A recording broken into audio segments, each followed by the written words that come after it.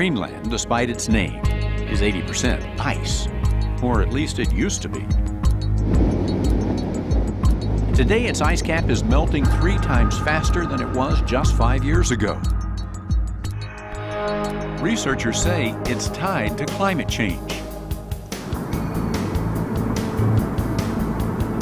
In fact, in some parts of Greenland, temperatures have risen more than 5 degrees Fahrenheit in 2 decades. Now, 3 adventurers have launched an expedition to cross Greenland's ice cap on kite skis. Probably gonna fall on my head. Funded in part by a National Geographic Young Explorers grant, the team is made up of Sarah McNair Landry. Day 2 of expedition, and we're still hauling our luggage up the Skelly. Her older brother, Eric, and their friend, Curtis Jones. Their goal is to encourage young people to get active and care about the planet. It's a youth-led expedition. I'm 21, Eric's 22, to kind of go in and pass the message on to other youth that, you know, everything's possible.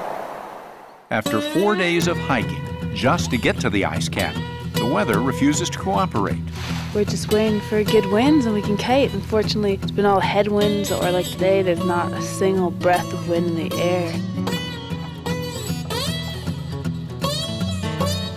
They're forced to cross-country ski, hauling their heavy gear behind them on sleds.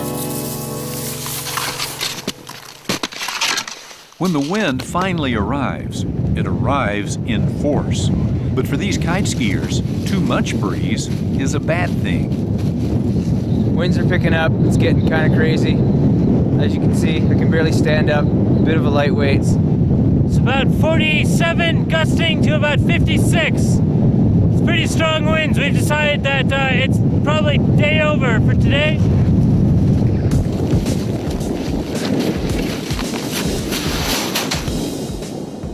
As they work their way north, the winds gradually improve and the team finds their rhythm.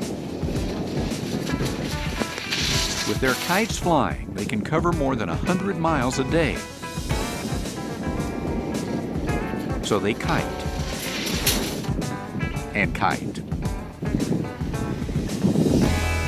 And kite some more across a seemingly endless field of ice and snow. As they near the final days of their journey, they decide to see just how far they can go in a single day.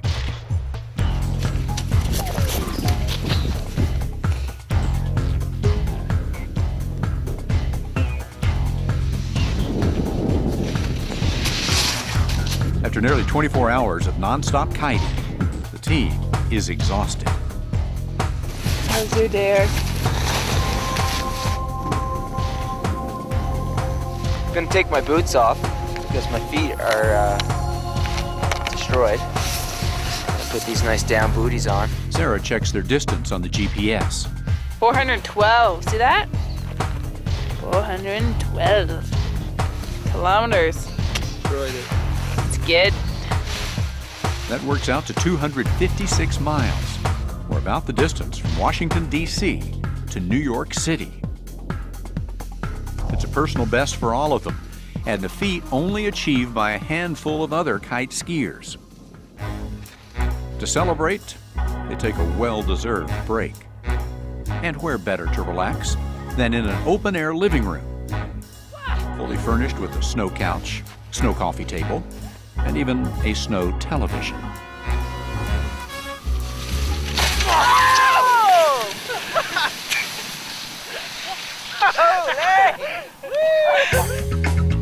In the end, they reach the northwestern edge of the ice cap, right on schedule.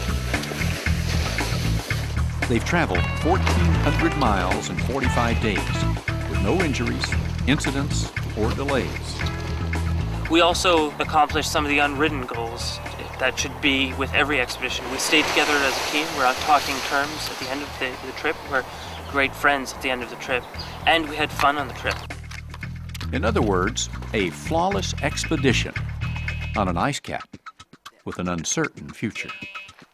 Sponsored by National Geographic Mission Programs, taking science and exploration into the new millennium.